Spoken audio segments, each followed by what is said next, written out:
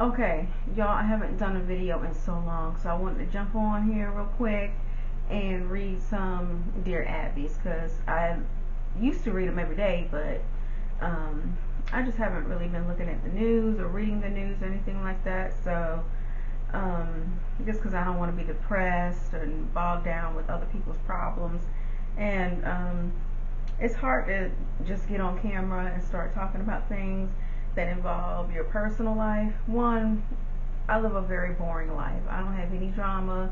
The only thing that's going on that's real cool right now is me having a baby.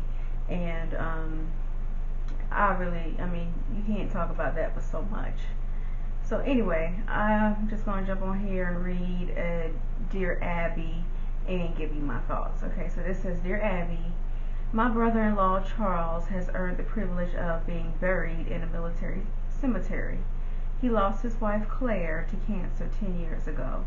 She is buried in their plot in the military cemetery with a headstone. Their children are all adults now. Charles has been seriously dating a divorcee named Joyce, and they are talking about marriage. Joyce feels that for him to be committed to her in marriage, they should have a plot together. It is our understanding that only one wife is allowed to be buried in a military cemetery. This would mean Claire would have to be exhumed and transferred to another one. I'm not sure how close Joyce is to her family, but she does have grown children. I suggested they get an outside opinion and a prenuptial agreement before they get married, which both would be agreeable to.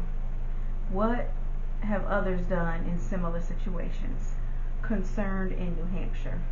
Okay, let me just tell you this.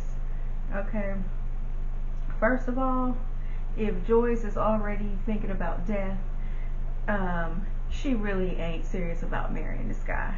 I think when people start asking you to do things that are just out of the ordinary, and maybe it's just me, but I feel like while I'm here on this earth, all I care about is the here and now.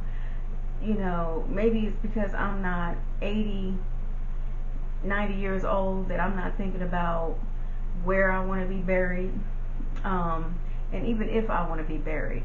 I mean, it's crossed my mind, but you know, it's not something that is a stipulation in a marriage. So for Joyce to be putting these type of demands on Charles, it seems to me that she really doesn't want to get married, and she's playing games. She's trying to test him to see how committed he is to her.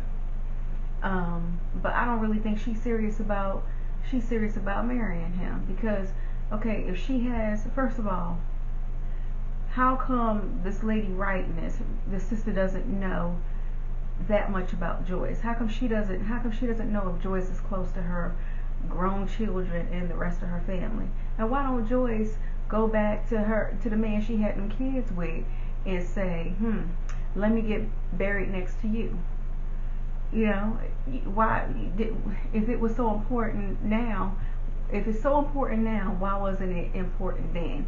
And you know, it just makes me ask the question, you know, did she and her ex-husband have a plot together? And if not, why is that now so important? So it just sounds like you know, somebody playing games and mind games with this man, and you know, you ain't about to exhume my ex-wife. You know what I'm saying? You're not about to do that. So Joyce needs to have several seats and come clean and tell the truth about her not wanting to get married. That's my advice. I'm gonna read the next one. I don't want to read what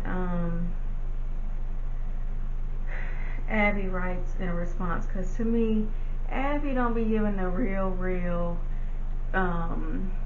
she don't give like real good advice like a real girlfriend would, you know, because I would tell these people just what I said. Anyway, here's another one. Dear Abby, I tend to be a people pleaser, so when my wife wanted to buy a home for us to raise a family in, I went along with her plan to move to her hometown. I wanted her to be happy, and I was excited about the home purchasing process. It's almost 2 years later, and I regret it. I'm not happy here. I miss my hometown where all my friends and family live. It's a beach town, a throwback to a time when everyone knew everyone, and you could walk or ride a bike anywhere. People don't lock their doors, and homes are insulated from the streets and traffic so kids can play freely outside. Okay. To me, it's the perfect town.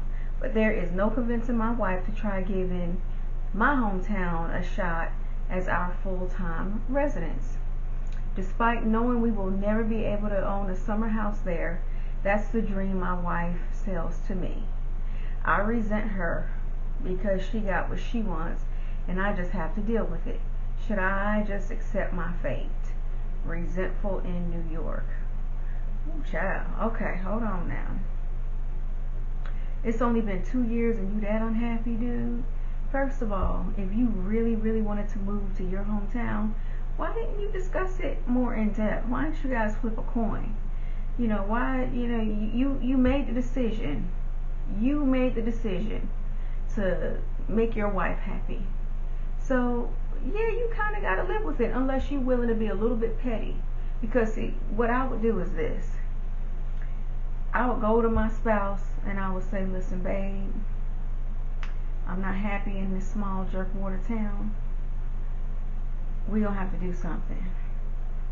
And, put a timeline on it. So it's not forever that, I'm going to have to be there.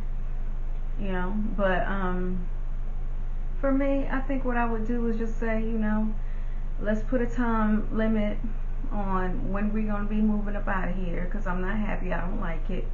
And if my spouse does not budge, what I would do is I would get real petty and start getting real close to her best friend. I mean, if I was this dude right here. Because let him start getting real close to one of her relatives, a cousin, a sister, a really good friend. Oh, girl gonna wanna move all of a sudden. She wanna get the hell out of Dodge all of a sudden. So yeah, I would get like real petty with it. I mean, first I would come, I come cool, and I would be like, listen, like I said, I'm not happy. Let's put a time frame on it. But if she wanna get to acting up, I start making some really good friends with some of her family members, and she will not like it. And she's going to want to jump up and leave quick, fast, and in the hurry. So that's what I would do. Resentful in New York. And again, I'm not going to read Abigail Van Buren's remarks because they're irrelevant. So anyway, that's me. I'm signing off. I'm about to go to the dentist, y'all. Peace.